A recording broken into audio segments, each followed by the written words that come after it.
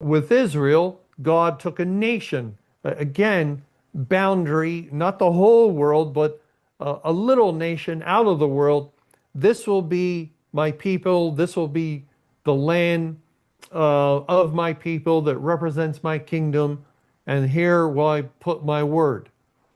And just as in the Garden of Eden, Adam failed to be faithful to the commandment to not eat of the tree, Israel failed to be faithful to the commandments of God as they were caretakers of the word. So upon unfaithfulness, the curse comes, and Adam and Eve are driven out of the garden. Upon Israel's unfaithfulness, the curse comes upon them. Christ cursed the fig tree. Let no fruit grow in thee henceforward forever. And there's movement out of Israel.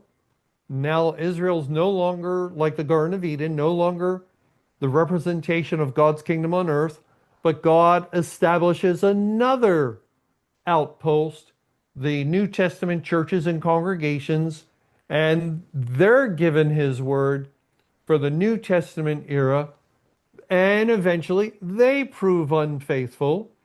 And so God curses the church and they're driven out. And that's the command, depart out, depart out. But in this case, and just actually with Israel too, those who stayed back in Israel, they had no blessing. They had no blessing. The fig tree was cursed. The nation of Israel, the religious system of Israel couldn't produce fruit. Same with the church. Once God ended the church age, he cursed the church. They can have fruit no longer. There's a curse upon that religious system of the churches and congregations. And yet the Lord did it once more. This time he sent his word to all the nations in all the world to save a great multitude. And really, we could say over that about 17-year period of the latter rain, the nations were entrusted with the word of God.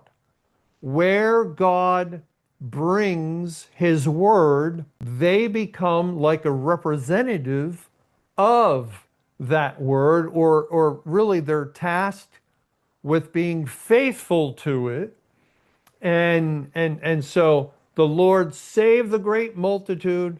And then on May 21, 2011, he brought judgment